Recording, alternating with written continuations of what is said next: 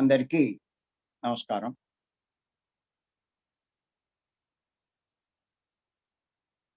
గురువుగారి, పత్రి గారికి ఒకసారి మనం ధన్యవాదాలు చెప్పుకుంటూ ఈ కార్యక్రమాన్ని ప్రారంభించుకుందాం.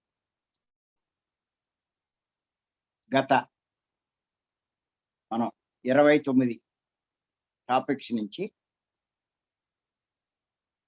ఒక్క విషయం మీదే చెప్పుకుంటున్నాం.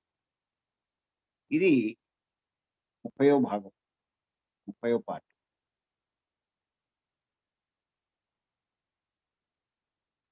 ముఖ్యంగా దైవం గురించి, దైవం యొక్క లక్షణాలు తెలుసుకుంటున్నాం.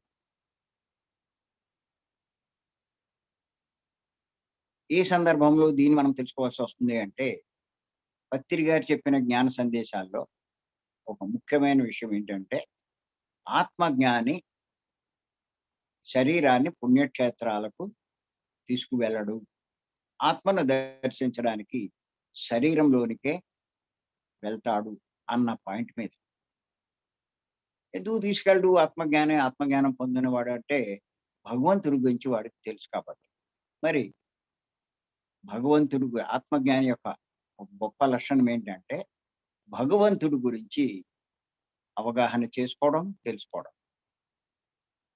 అంచేత మనము జ్ఞానవంతులవ్వాలంటే, భగవంతుడి గురించి తెలుసుకోవడానికి ప్రయత్నం చేయాలి. అవే మనం చేస్తున్నాం. ఆయన లక్షణాలు, ఆయన ప్రవర్తన, ఆయన గుణాలు, ఆయన ఎలా ఉంటాడు, ఇయన్నీ ఒక్కొక్క పాయింటు తెలుసుకుంటున్నాం. వాటిని బాగా విశ్లేషించుకుంటాం ప్రతిరోజు. తప్పదిది. మీరు ఊరికే చెప్తూ ఉంటారు మనోళ్ళు, పూజ చేయకూడదు అని. ఏదో ఒక్కసారి పూజ చెయ్యకూడదని చెప్పినంత మాత్రాన వాడు మానడు. పూజ మానేసినంత మాత్రాన మీరు జ్ఞానం పొందినట్టు కాదు. గుర్తెట్టుకోండి. జ్ఞానము అంటే భగవంతుడి గురించి నీకు ఎంత తెలిస్తే, ఎంత అవగాహన ఉంటే నీకంత జ్ఞానం ఉన్నట్లే. అది. అంచేత మరి ఆ విషయాలే మనం చెప్పుకుంటున్నాం. ఇప్పుడు 42 పాయింట్ చెప్పుకుంటున్నాం. ఏమిటంటే ఆ పాయింట్, ఆయన పక్షపాత రహితుడు. పక్షపాత రహితుడు. అంటే ఇక్కడ మీరు గుర్తుంచుకోవాల్సింది, ఈ లక్షణాలు మీరు పత్రి గారిలో చూసుకుంటే గనక ఖచ్చితంగా ఉంటాయి. దాన్ని బట్టి మనకు అర్థమవుతుంది ఆయన దైవ స్థితిలో ఉన్నాడు అని చెప్పి. అలాగే దీన్ని ఇంకో రకంగా కూడా మనం కంపేర్ చేసుకోవచ్చు. ఈ లక్షణాలు విగ్రహంలో ఉన్నాయా? అంటే కనిపించవు. బాగా అర్థమవుతుంది. విగ్రహం భగవంతుడు కాదు. మరి ఎందులో ఉంటాయి? ఆత్మలోనే ఉంటాయన్నది అర్థమవుతుంది. అప్పుడు మనకి చాలా స్పష్టంగా అర్థమవుతుంది. ఆత్మే భగవంతుడు. అలాగే పత్రి గారు కూడా ఆ స్థాయిలో ఉన్నటువంటి, ఆ స్థితిలో ఉన్నటువంటి ఆయనే ఈ భూమి మీద అవతరించాడు అన్నది కూడా మనకర్థం. ఊరికే శరీరము, ఆకారం చూస్తే పత్రి గారు మనకు అర్థం కాదు. ఆయన యొక్క ప్రవర్తన బట్టి, ఆయన లక్షణాలను బట్టి, ఆయన ఎవరు అన్నది మనం అర్థం చేసుకోవాలి. అంచేత ఒక జ్ఞానికే ఇంకొక జ్ఞాని అర్థమవుతాడు అని పత్రి గారు చెప్పడం జరిగింది. అంచేత మీరు జ్ఞానం పొందే కొద్దీ పత్రి గారు మీకు బాగా అర్థమవుతారు. ఆయన గొప్పతనం మీకు బాగా తెలుస్తుంది. ఆయన ఎంత గొప్పవాడో మీరు తెలుసుకుంటారు. అప్పుడు పత్రి గారిని అసలు వదిలిపెట్టరు. ఆయన దగ్గర నుంచి ఇంకా నేర్చుకోవడానికి ప్రయత్నం చేస్తాం. ఆయన చెప్పిన ప్రతి విషయం రోజు ఏదో ఒకటి చెప్తూ ఉంటారు. ఎన్నో చెప్తూ ఉంటారు. అన్నీ అవసరమే. అయన్నీ వింటూ మన జ్ఞానాన్ని ఎంతో పెంచుకుంటాం. సరే.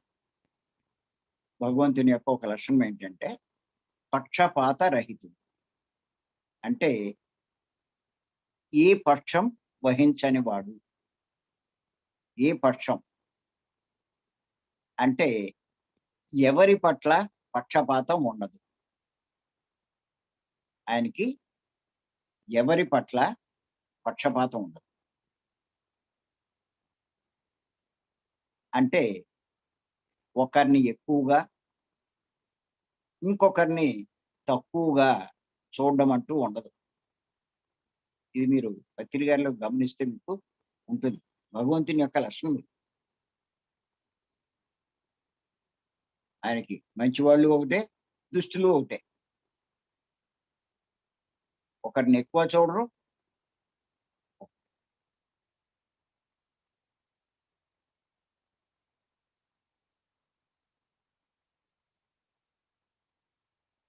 ఇక్కడ మీరు గమనిస్తే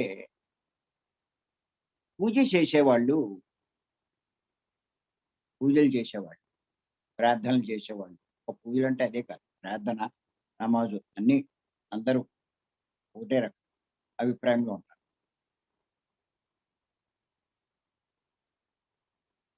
వాళ్ళకేంటంటే అభిప్రాయం, పూజ చేస్తే మనల్ని ఆ దైవం బాగా చూస్తాడు. పూజ చెయ్యకపోతే ఆయన మనల్ని కోపగించుకొని శిక్షిస్తాడు. అలాగే క్రిస్టియన్‌లు ఏమనుకుంటారంటే, ప్రార్థన చేస్తే మనల్ని బాగా చూస్తాడు, రక్షిస్తాడు. ప్రార్థన చేయకపోతే ఆగ్రహిస్తాడు, శిక్షిస్తాడు అనేటువంటి అభిప్రాయంలో ఉంటారు. కానీ పూజ చేసేవారు ఆయనకొకటే, చెయ్యని వారు ఆయనకొకటే. ప్రార్థన చేసేవారు ఆయనకొకటే, చెయ్యని వారు ఆయనకొకటే. ఇది మటుకు ప్రతి ఒక్కళ్ళు గుర్తుపెట్టుకోవాలి. అంతేకాదు ఇంకా ఉంటుంది మనోళ్ళలో పూర్వం నుంచి వచ్చినటువంటి ఆ నమ్మకం.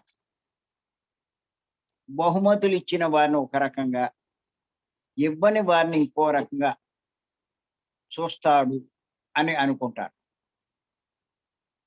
ఏమి కాదు. నువ్వు బహుమతులియ్యి, ఇవ్వకపో ఆయనకేంటి? ఆయనకెందుకు? సమస్త సృష్టి ఆయనదే. ఏదో 2 అరటిపళ్ళు ఇచ్చినోళ్ళని ఒకటిగా, లేతే ఒక గెల ఇచ్చినోళ్ళని ఒక రకంగా ఆయన చూస్తాడు అని. స్పెషల్‌గా ఉంటుందేమో అనుకుంటారు. అదేమి లేదు. అందరూ ఒకటే. అందరూ సమానమే. అంచేత ఈ తెలుసుకుంటే గనక ఖచ్చితంగా మనం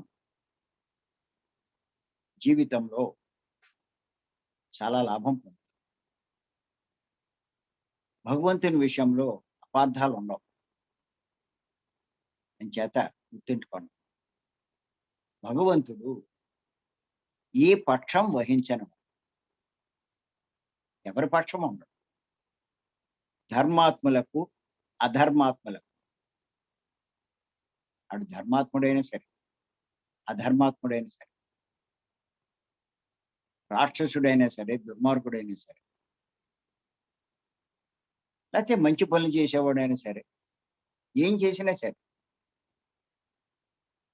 అందరికీ కూడా సమానంగా ప్రకృతి ద్వారా అన్నీ సమకూరుస్తూ ఉంటాడు. అందరికీ సమానంగానే. అందులో ధర్మాత్ములు కొంచెం ఎక్కువ, అధర్మాత్ములు కొంచెం తక్కువ అలా ఉండదు. వాళ్ళకి వీళ్ళకి సమానమే. మీరు చూడండి, ఆయన ప్రకృతి ద్వారా అందరికీ గాలిని సమకూరుస్తున్నాడు. మీరు చూస్తే దుర్మార్గులకి గాలి ఇవ్వట్లేదా? వీడికి ఎలాంటి గాలి ఇస్తున్నాడో వాడికి అలాంటి గాలే.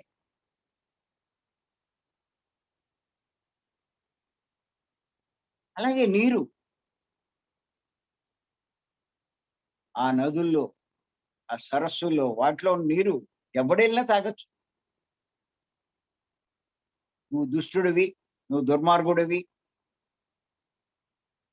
నువ్వు హింస చేసేవాడివి, నీకేం ఉండదు అని చెప్పరు. అలాగా. ఎండ అందరికీ సమానంగానే ఉంటుంది.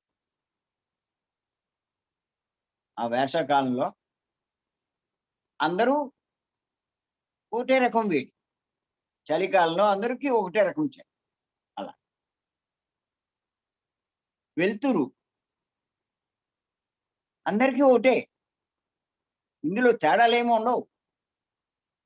ఎందుకుండవు అంటే భగవంతుడికి అందరూ సమానం కాబట్టి. తెలుసుకోవాలి మనం. ఇది అర్థమవుతే ఏమీ భయపడరు. పూజ చేయలేదు కాబట్టి ఆయనేమో అనుకుంటాడో, శిక్షిస్తాడేమో అని.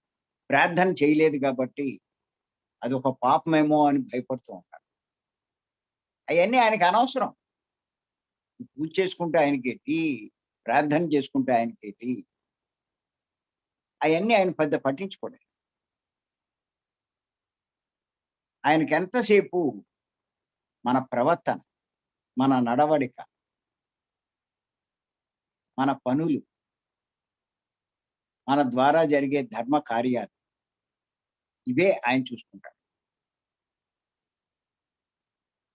అంతేకాని మనమిచ్చే బహుమతులు, అరటిపళ్ళు, కొబ్బరికాయలు, మనం చేసే పూజ, హిందువులు బొట్టెట్టుకోకపోతే పాపం అనుకుంటారు. క్రిస్టియన్‌లు బొట్టు పెట్టుకుంటే పాపం అనుకుంటారు. దేవుడు కోపం వస్తుందనుకుంటారు. ముస్లింలు బురకా కప్పుకోకపోతే అది దేవుడికి కోపం వస్తుందేమో అనుకుంటారు. అది పాపం అనుకుంటారు. ఇయన్నీ మత పెద్దలు ఏర్పాటు చేసినటువంటి నియమాలే కానీ, భగవంతుడు ఏర్పాటు చేసినవి కాదు. నువ్వెలా ఉంటే ఆయనకేంటి? నువ్వు ఏ రకంగా ఉంటే ఆయనకేంటి? ఆయనకి అన్నీ సమానమే. అందరూ ఒకటే. నువ్వెలా ఉండాలంటే అలా ఉండు. అది నీ ఇష్టం. అందరికీ పూర్తి స్వేచ్ఛనిచ్చాడాయన. ఎవడు ఏది చేసుకోమన్నా చేసుకోమంటాడు. నువ్వు మంచి పనులు చేస్తావా? చెయ్యి. నువ్వన్నీ చెడ్డ పనులు చేయాలనుకుంటున్నావా? హింసే చేయాలనుకుంటున్నావా? చెయ్యి. అది నీ ఇష్టం. కానీ చేయడానికి నీకు స్వేచ్ఛుంది. ఫలితం మటుకు నీ చేతిలో. అది గుర్తుపెట్టుకోవాలి. నువ్వు ఒకటి చేసి, ఇంకో ఫలితం కోరితే రాదు. నువ్వేది చేస్తావో, ఆ ఫలితమే నీకొస్తుంది. ఇది ప్రతి ఒక్కళ్ళు బాగా గుర్తుపెట్టుకోవాలి. ఇంచేత ఏది చేయాలన్నా నువ్వు చేసుకోవచ్చు. అయ్యో! బొట్టెట్టుకోకపోతే, లేకపోతే బొట్టు పెట్టుకుంటే, బురకా కప్పుకోకపోతే, అయన్నీ ఆయనకనవసరం. నువ్వేం చేస్తే ఆయనకి. నువ్వు ఏ డ్రెస్ ఏసుకుంటే ఆయనకి. నువ్వెలా ఉంటే ఆయనకి. నువ్వు చేసే పని. నువ్వు మంచి చెయ్యి నీకు మంచి జరుగుతుంది. నువ్వు చెడ్డ చెయ్యి చెడ్డ జరుగుతుంది. కోరితే వచ్చేవి కావు. చేసుకుంటే వచ్చేవే.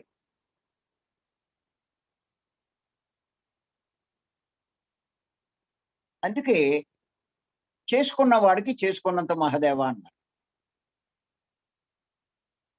ఎక్కడ కోరుకున్న వాడికి కోరుకున్నంత మహదేవ అన్నది లేదు. అంచేత నువ్వు అరటిపళ్ళు ఇచ్చి కోరుకో, కొబ్బరికాయలు ఇచ్చి కోరుకో, డిబ్బీలో డబ్బులేసి కోరుకో. అయన్నీ ఆయనకేం సంబంధం లేదు. ఏం చేసుకున్నా చేసుకో. కానీ నువ్వు చేసుకునే దాన్ని బట్టే నీ భవిష్యత్తు ఆధారపడి ఉంటుంది. నీ జీవితంలో ఫలితాలు ఆధారపడతాయి. చేసే దాని మీద దృష్టి పెట్టండి. అందుకే మనం చెప్తున్నాం. ఆత్మ సేవలు చేయండి. ఆత్మ కర్మలు చేయండి. ఉన్నంతలో అవే మనకు కూడా వచ్చేవి. అవే మనల్ని రక్షించేవి. మనమేమి అప్పు చేసేవక్కల.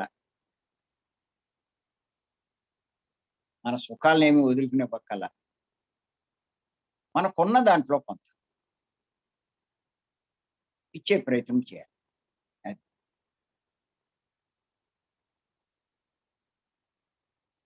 అది చాలా మందికి ఇలా ఇస్తే అలా వచ్చేయాలనుకుంటారు. సృష్టిలో మరి అటువంటి నియమం లేదు. సృష్టి నిర్ణయం ప్రకారం. ఎప్పుడు గతంలో ఇచ్చింది ఇప్పుడు అనుభవిస్తాం. ఇప్పుడు చేసేది భవిష్యత్తులో అనుభవిస్తాం. కానీ వచ్చి తీరుతుంది. ఇచ్చిన దానికి ఫలితం వచ్చి తీరుతుంది. నువ్వు హింసిస్తే హింసొస్తది. మోసగిస్తే మోసగించబడతావు. అవమానిస్తే అవమానించబడతావు. ఏదిస్తే అదే. ఆనందం కలిగిస్తే ఆనందం పొందుతావు. అందరికీ సాయం చేస్తే నీకు సాయం దొరుకుతుంది. ధనాన్ని దానం చేస్తే నీ ధనం పెరుగుతుంది. ఇలా నువ్వు ఏది చేస్తే అదొస్తది. అంచేత గుర్తుపెట్టుకోండి ఇది. మనం ఏమీ చేయకుండా ఏది రాదు. ఏది చేస్తే అది వస్తది. ఆ ఏర్పాటు ఉందంతే. అది చేసుకునే స్వేచ్ఛ కూడా ఆయన ఏర్పాటు చేశాడు. మీరు చూడండి, ఈ విషయాలు మనకి తెలుస్తాయి. ఒక వృక్షాన్ని తీసుకోండి. భగవంతుని యొక్క లక్షణం మనకు వృక్షంలో కనిపిస్తుంది. మానవుల్లో కనపడదు కానీ. ఆ వృక్షం మీరు చూస్తే నీరు పోసిన వాడికి ఫలాలిస్తుంది. పొయ్యని వాడికి ఫలాలిస్తుంది. రాయెట్టి కొట్టిన వాడికి పండునిస్తుంది. కొట్టని వాడికి ఫలాలిస్తది. దానికి ఆడు దుష్టుడా, దుర్మార్గుడా, మంచివాడా అనేమి ఉండదు. నువ్వు రాయిట్టు కొట్టావు నీకు ఇంకివ్వను అని అందం. నువ్వు నన్ను హింసించావు, నన్ను బాధించావు ఇవ్వనని అందం. బాధించినా సరే దాని నేచర్ ఏమిటి అంటే చేయడమే. సాయం చేయడమే. అంచేత గుర్తుపెట్టుకోండి. ఆ స్థాయికి ఎదగాలి. నిజంగా అలాంటి వాళ్ళని ఇప్పుడు ఈ కలియుగంలో, ఇటువంటి సమాజంలో పిచ్చివాళ్ళు అనుకుంటారు. అది గొప్ప లక్షణము అని చెప్పి అనుకోరు. ఎంచేతంటే మీరు చూడండి, ఒక చిన్న కథ చెప్తూ ఉంటాను. ఏంటంటే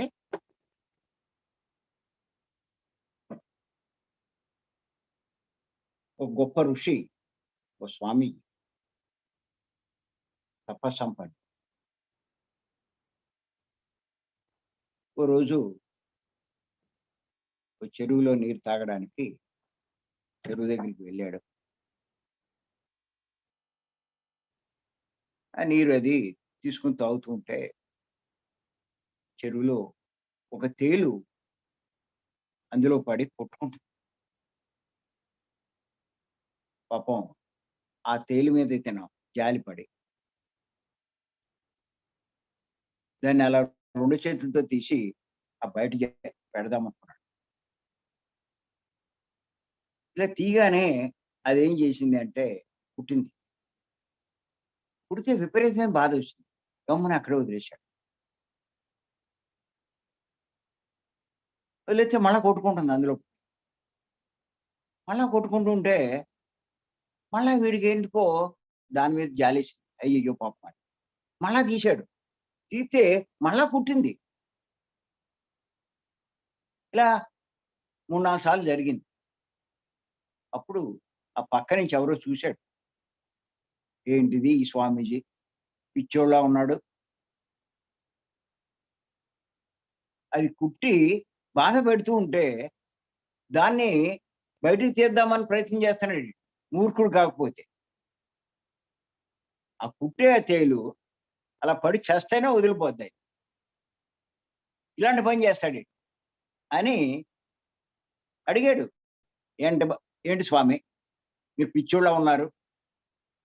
అది అపకారం చేసే జంతువు. దానికి మీరు ఉపకారం చేయడం ఏంటి? మీరెక్కడ ఇయన్నీ అని. అప్పుడు అన్నాడు. ఏమన్నాడంటే ఆయన, నాయనా పుట్టడం అన్నది దాని స్వభావం. ఆళ్ళు దుష్టులైనా, దుర్మార్గులైనా ఎవరైనా సరే, సాయం చేయడం అన్నది నా స్వభావం.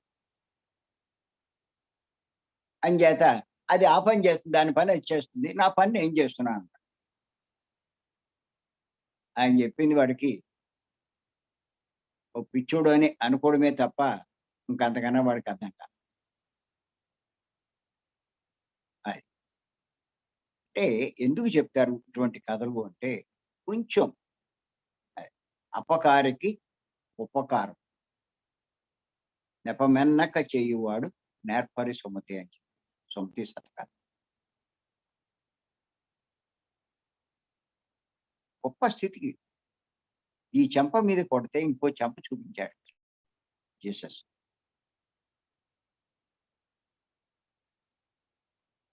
అది దైవ లక్షణం. కోపగించుకోవడము ఏముండవు. అంచేత ఆయన ఆ భగవంతుని యొక్క లక్షణం ఏంటంటే, అందరూ ఒకటే. పక్షపాతం లేదు. పక్షపాత రహితుడు.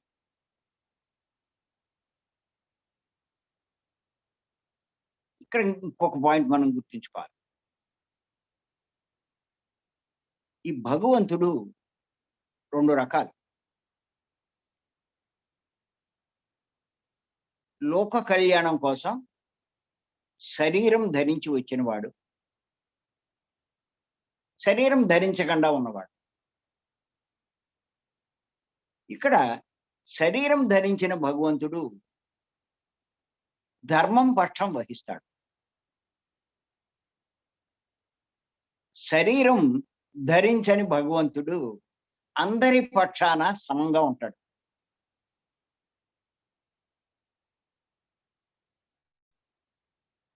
మరి భగవంతుడు ధర్మాత్మను రక్షిస్తాడు, అధర్మాత్మను శిక్షిస్తాడు అని మనం చదువుతూ ఉంటాం భగవద్గీతలో అక్కడక్కడ. కారణం ఏంటి అంటే అక్కడ శరీరం ధరించిన భగవంతుడు ధర్మం పక్షం వహిస్తాడు. శరీరం ధరించని భగవంతుడు అందరి పక్షాన సమంగా ఉంటాడు. అందుకే మీకు 4వ అధ్యాయంలో 7వ శ్లోకం చూడండి. మీకు తెలుస్తుంది. యదా యదా హి ధర్మస్య గ్లానిర్భవతి భారత అభ్యుత్థానం అధర్మస్య తదాత్మానం సృజామ్యహం. అంటే దీని తాత్పర్యం ఏంటంటే, ఓ అర్జున, ఎప్పుడెప్పుడు ధర్మం క్షీణించి అధర్మం వృద్ధి జరుగుతూ ఉంటుందో అప్పుడు నాకు నేను అవతరిస్తాను అని చెప్పాను. అధర్మం పెరిగినప్పుడు ఈ సృష్టిలో భూమి మీద ఆ భగవంతుడే ఒక శరీరం తీసుకుని భూమి మీదకి వస్తాడు. అది అధర్మం పెరిగిపోయినప్పుడు, ధర్మం క్షీణించినప్పుడు దాన్ని రక్షించడానికి. అది అలాగే ఇంకా ఏం చెప్పాడంటే ఆయన 4వ అధ్యాయంలో 8వ శ్లోకం. పరి పరిత్రాణాయ సాధూనాం వినాశాయ చ దుష్కృతం ధర్మ సంస్థాపనార్థాయ సంభవామి యుగే యుగే. అంటే గుర్తుపెట్టుకోండి, సాధు సజ్జనులను సంరక్షించడానికి, దుర్మార్గులను వినాశనం చేయడానికి, అలా ధర్మం స్థాపించడానికి నేను ప్రతి యుగాన అవతరిస్తాను అని చెప్పాడు. ఎప్పుడైతే మరి అధర్మం పెరిగిపోతుందో, అధర్మం పెరగడం అంటే సాధువుల్ని అన్యాయం జరుగుతుంది, దుర్మార్గులు పెరిగిపోతూ ఉంటారు. అప్పుడు ఆయనే మళ్ళా అవతరిస్తాడు. అవతరించి ఆ ధర్మాత్ముల్ని వాళ్ళని రక్షించడము, ఈ దుర్మార్గుల్ని శిక్షించడం. ఇది మనం రామాయణంలో కూడా చూసాం. రాక్షసులు విచ్చలవిడిగా విజృంభించి ఎలా పడితే అలా చేస్తూ ఉంటే రాముడుగా అవతరించి రాక్షస సంహారం చేసి ధర్మాన్ని స్థాపించాడు. ఆ ఋషులు వీళ్ళు మనకు రామాయణంలో కొన్ని సంఘటనలు చూపిస్తారు. అందులో కొన్ని చెప్తారు. రాక్షసుల ఋషులు వాళ్ళందరూ సాధనలు చేసుకుంటే, తపస్సు చేసుకుంటే, యాగాలు చేస్తూ ఉంటే, దాన్ని నాశనం చేస్తూ ఉంటే, వాళ్ళని రక్షించడానికి మరి ఇలా రావడం జరిగింది. అలాగే మరి ద్వాపర యుగంలో కూడా మరి కౌరవులు బాగా అధర్మం పెచ్చు పెరిగిపోతే ధ ధర్మాన్ని స్థాపించడానికి కృష్ణుడిగా అవతరించి మరి ఆ ధర్మాన్ని స్థాపించడం జరిగింది. ఇది సహజమది. ఆయనకి అందరూ ఒకటే. ఒకటే అని వదిలేస్తే ఇక్కడేం జరిగింది? వాళ్ళకి ఒకటి కింద లేదు. ఆయనకు ఒకటే అయినా వాళ్ళు ఒకటే అన్నట్టుగా భావించట్ల. వాళ్ళ స్వార్థం కోసం వాళ్ళని బాధిస్తున్నారు. మరి ఆయనకి అంతా ఒకటే అయినప్పుడు ఒకళ్ళు బాధపడితే ఆయన బాధ కాదా? అందరూ హాయిగా జీవిస్తే ఆయనకేటి? ఆయన భూమి మీదకి రావడం ఎందుకు? అలా లేకే మరి భూమి మీదకి రావాల్సొచ్చింది. అంచేత అలా కృష్ణుడు ద్వాపర యుగంలో, మరి రాముడు ఆ త్రేతాయుగంలో అవతరించి ధర్మాన్ని స్థాపించారు. మళ్ళా కలియుగం వచ్చింది. ఇప్పుడు కూడా అధర్మం పిచ్చి పెరిగిపోయింది. ఎక్కడ చూసినా అధర్మం అంటే ఏంటి? హింసే అధర్మం. జీవహింసే అధర్మం. మాంసభక్షణే అధర్మం. విపరీతంగా పెరిగిపోయింది. ప్రతి చోట పెరిగిపోయింది. ప్రతి ఒక్కడు. శాకాహారులే కనిపించట్ల. శాకాహారం తీసుకునేవాడిని ఆక్షేపిస్తున్నారు. హేళన చేస్తున్నారు. పిచ్చోళ్ళంటున్నారు. అలా అయిపోయింది. మారిపోయింది ప్రపంచం. నేల మీద పాకే ప్రతి ప్రాణి ఇంక మానవుడు తప్ప ఇంకేది దొరికితే అన్నిటిని తింటున్నారు. అలా ఆ దేశాలు ఎక్కువైపోయింది. అలా తినే దేశాలు. ప్రతి దేశంలోనే హింస. ప్రతి ప్రాణిని తినే దేశాలు కూడా ఉన్నాయి తయారై. అంటే అధర్మం ఎంత పెచ్చు పెరిగిపోయింది. మరి చూస్తూ ఊరుకుంటాడాయన. ఆ ధర్మ స్థాపనకు మళ్ళా ఏదో ఒక శరీరం తీసుకొని భూమి మీదకొస్తాడు. అలా భగవంతుడే భూమి మీదకొస్తే అవతరించాడు అంటారు. అలా అవతరించిన మహానుభావుడే మన పత్రి గారు. మీరు గనక గమనిస్తే మరి పత్రి గారి యొక్క ఆశయం ఏమిటి అంటే, ఈ భూమి మీద పెచ్చు పెరిగిపోయినటువంటి హింస అంటే జీవహింస, అంటే మాంసభక్షణ. దాన్ని రూపుమాపడానికి అంటే లేకుండా చేయడానికి ఆయన అవతరించాడు. అందుకే ఆయన ఏమంటాడంటే, నా లక్ష్యం శాకాహార జగత్ అని చెప్తూ, దాన్ని సాధించడం కోసం చాలా విపరీతమైన కృషి చేస్తున్నాడు పత్రి గారు. అసలు నేను ఆ జీవుల పట్ల వకాల్తా తీసుకొనొచ్చానంటాడు. నాకది తప్ప ఇంకేదేమీ లేదు. ఎవడేం చేసుకున్నా నాకనవసరం. భూమి మీద జీవహింస ఆగాలి. ప్రతి ప్రాణి మీద జరిగే హింస ఆగిపోవాలి. అదే నా ఆశయం అంట. దానికోసమే ఆయన అడుగులేస్తున్నాడు. ప్రతి ప్రాణి చంపబడ్డం ఆగేదాకా నేను భూమిని వదిలిపెట్టను అన్నారు. ఖచ్చితంగా మనం సాధించి తీరుతామన్నారు. అలాగే కృషి చేస్తున్నారు.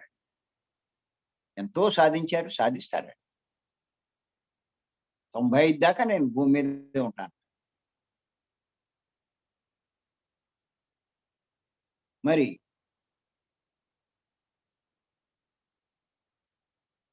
ఆయన ఆ పరమాత్మ శరీరం తీసుకొని ఈ రూపంలో ఒక్కో యుగంలో ఒక్కో రకం.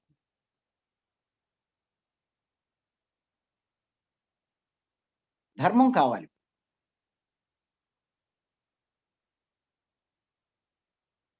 ఆ త్రేతాయుగంలో ఆ! ద్వాపర యుగంలో ఇంత శాతం ఉండేది కాదు. ఉండేది. కానీ ఇంత శాతం. ఇప్పుడు విపరీతంగా ప్రతి ఒక్కడు ఆ పనే.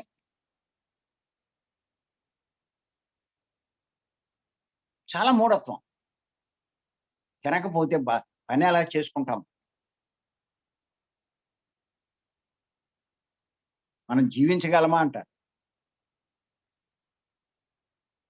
పెద్ద పెద్ద పండితులు గూడా చెప్తున్నారు. నీకు పౌరుషం ఎలా వస్తది? నీ దేశాన్ని నువ్వెలా రక్షించుకుంటావు? తినాల్సిందే అంటాడు. ఇయన్నీ చెప్తారు పురాణాలు ఇయన్నీ చెప్తారు. దైవం గురించి అన్నీ జెప్తారు. అన్నీ దైవం అనే జెప్తారు. మళ్ళా తినాలి అంటారు. మాంసం తినకపోతే నీకు పౌరుషం ఎక్కడొస్తది? నువ్వు దేశాన్ని నువ్వు రక్షించుకోగలవా అంటారు. అందరూ మానేస్తే ఇంక దేశ రక్షణ ఎక్కడుంటది? అదే పత్రి గారు చెప్పేది. ప్రతి ఒక్కళ్ళు ధ్యానం చేయండి. హింస మానేయండి. ఈ కక్షలు, కల్లోలాలు ఇయన్నీ ఏమి ఉండవు. దానికోసం వేలు కాదు లక్షల, లక్షల కోట్ల రూపాయలు రక్షణ కోసం ప్రతి దేశము ఖర్చు పెడుతుంది. అది ప్రజల చైతన్యానికి, ప్రజల కోసం ఖర్చు పెడితే మరి ప్రజలంతా ఎంత సుఖిద్దురు. మరి అంచేత ఆ పని చేయమంటున్నారు పత్రిక. అది అలా ఓ పక్క పెరుగుతూ ఉంది. ఓ పక్క పత్రి గారు దాన్ని రూపుమాపడానికి చాప కింద నీరులా ఈయన ప్రయత్నం ఈయన చేస్తున్నారు. దానికోసం ఆయనొచ్చాడు కాబట్టి. అంచేత మనం కనుక కాస్త మీరు గమనించండి. ఈ పత్రి గారిని మీరు గమనిస్తే ఆ భగవంతుని లక్షణాలు మనకు ఆయనలో కనిపిస్తూ ఉంటాయి. ఆయన భగవంతుడు పక్షపాత రహితుడు. అది మీరు పత్రి గారిని చూస్తే ఆయన కూడా పక్షపాత రహితుడే. ఎంచేతంటే ఆయన అందరిని ఇష్టపడతాడు. విమర్శించిన వారిని, నష్టం కలిగించిన వారిని, ఆయన ఆయనకి సహకరించని వారిని అందరిని ఇష్టపడతాడు. అలాగే ఆయనంటే ఇష్టపడే వారి పట్ల కూడా ఇష్టపడని వారిని, ఇష్టపడేవాడు. ఇద్దరి పట్ల సమంగానే ఉంటాడు.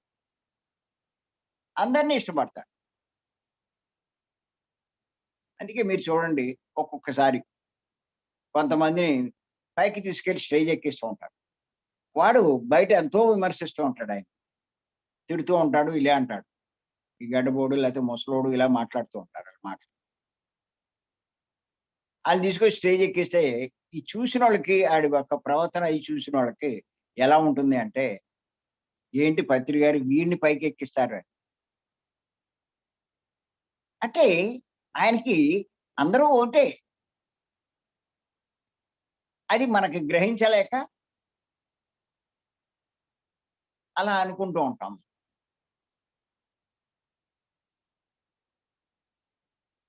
ఆయనకి బాగా ఉండి ఆయనకి అన్నీ చేసి ఆయన కోసం కృషి చేస్తూ ఉంటే ఆయన పక్కన పెడతాడు. ఆడిని తీసుకొచ్చి పైన కూర్చోబెడతాడు.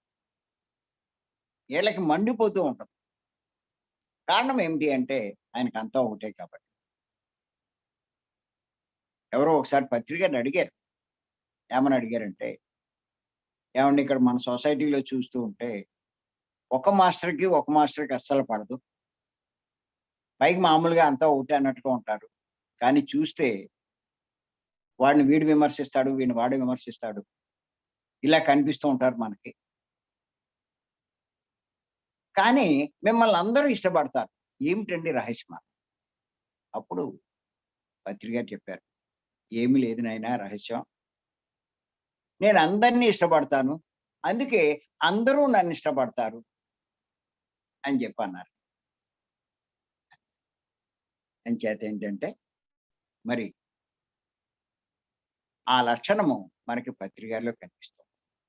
దైవం యొక్క ఆ లక్షణం. మీరు ఈ ఒక్కొక్క దైవ లక్షణాన్ని విగ్రహం విషయంలో మనం కనుక కంపేర్ చేసుకుంటే మనకర్థమవుతుంది. విగ్రహం దైవమా? కాదా? మీరు చూడండి, విగ్రహం దైవమని దర్శించడానికి వెళ్ళిన వాళ్ళకి మీరు కలిగే అనుభవం ఏమిటంటే, అక్కడ డబ్బులేసిన వాళ్ళు, ఆ పళ్ళెంలో డబ్బులేస్తే వాడికి స్పెషల్ ట్రీట్‌మెంట్ ఉంటది. పళ్ళు ఎక్కువిస్తే వాడికి స్పెషల్ ట్రీట్‌మెంట్ ఉంటది. లేని వాడిని పక్కకి గెంటేస్తారు.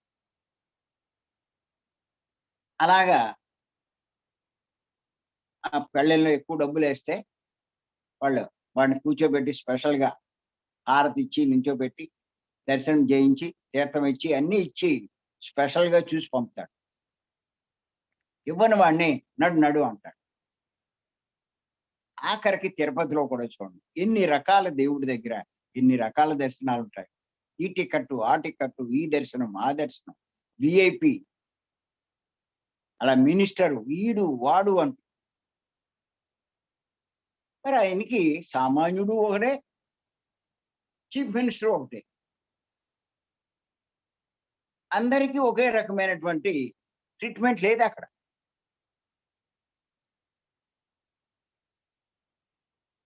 అక్కడ విగ్రహం దగ్గరకొచ్చేసరికి అంతా ఒకటే అనేటువంటి పరిస్థితి లేదు. వీఐపీలని 5 కాదు, 10 నిమిషాలు కాదు, పావుగంట ఉన్నా అక్కడి నుంచి కదలనివ్వరు. క్యూ ఆపేస్తారు. సామాన్యులెళ్తే పొడుగుతా మనుషులుంటారు. అలా గెంటేస్తారు. కనీసం ఒక్క నిమిషం, అర నిమిషం కూడా చూడను. ఎంత వివక్షో చూడండి. ఇది విగ్రహం విషయంలో మనం చూస్తే కనిపిస్తుంది. కానీ దైవం విషయంలో అలా ఉండదు. ఆయన పక్షపాత రహితుడు గుర్తెట్టుకోండి. అది. ఎవరి పక్షము ఉండదండి. అందరూ ఒకటే. అంతా ఆయనే. అది. చేత గుర్తుపెట్టుకోండి. ఆ దైవం గురించి మనం ఎంత అవగాహన చేసుకుంటే జీవితంలో అంత లాభం. మరి ఈ అవకాశం ఇచ్చి మీ అందరికీ నేను మరొక్కసారి ధన్యవాదాలు. Thank you.